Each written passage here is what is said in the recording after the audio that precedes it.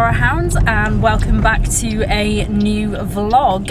It's been a while since I've actually made a video and chatted to you guys on my YouTube channel, as I've been very busy lately, as some of you know, with moving house. So today I've managed to take myself off and go and catch myself a spine-chilling double bill of A Quiet Place and Ghost Stories. At the moment we are travelling to Bridgend to the Odeon. This is Phil. Hello. And yeah, so I'm gonna basically review the movies on this vlog once we've seen them. I'm very excited because I've heard such positive things about them, but I don't want to go in with too high expectations because that can result in disappointment sometimes. But at the moment they're very highly acclaimed and I'm hoping to get a bit scared. So that is my plan for the day, spooky, scary Sunday.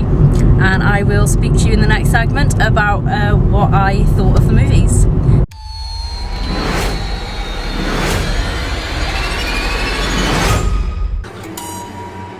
Everything is exactly as it seems.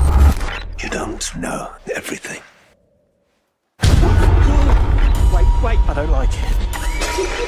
The brain sees what it wants to see.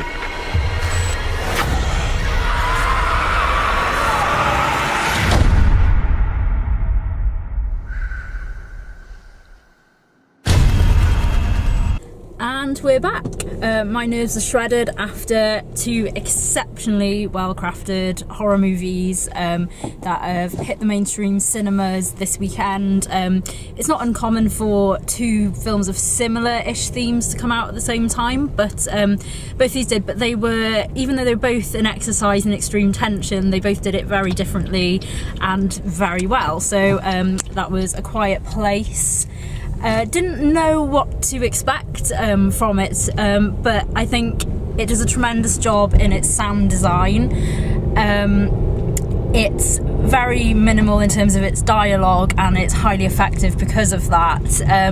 It just grabs you from the beginning and it doesn't let go of you until the end. Really, it's really well done. The special effects were brilliant as well. I would highly recommend that. The performances were superb also. You've just got to hand it to the actors that and even child actors as well did such a superb job in terms of conveying the emotions and making the scenario seem realistic for the audience. So yeah, see A Quiet Place, I highly recommend it. Really, really intense, superb horror film.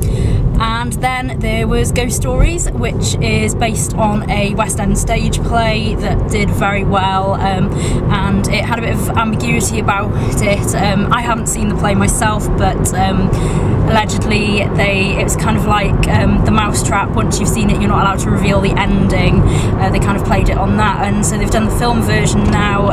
It was written by Andy Nyman and Jeremy Dyson, who'd written the play. Andy Nyman plays the main role in the movie, about a professor who is known for debunking like fake psychics, and then he gets embroiled in these three unexplained cases, and there's a lot of twists and turns from there. As I said with A Quiet Place, it was the sound design that was really effective. In this one it was sound design and the lighting especially. It was like the whole kind of premise is based on the brain sees what it wants you to see, and then that led to some really unnerving pieces, like where the light was shining and it was like really messing with you, thinking, is there something there? So I think that's scarier than actually seeing anything, but it's a really mind-bending, twisted ghost story, really like full of thrills and chills.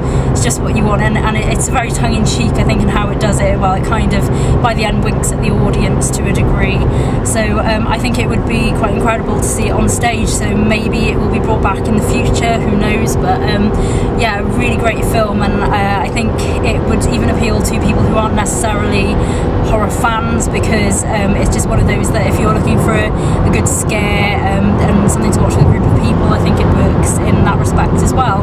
So I don't have a favourite out of the two, because as I say, they do things very, very differently, and Quiet Place even ventures off into sci-fi, I suppose, a little bit as well, whereas Ghost Stories is pure out horror with some bonus added elements of comedy. It's not really a comedy, but there's it's, as I say, it's kind of tongue-in-cheek in how it is constructed. So how about you, Phil? Did you enjoy your afternoon at the cinema? I certainly did, yeah. I wasn't expecting A Quiet Place to have that sort of sci-fi related concept to it, but it definitely made it very, very good. I really enjoyed the fact that there's hardly any dialogue in the film, which makes it a lot more intense.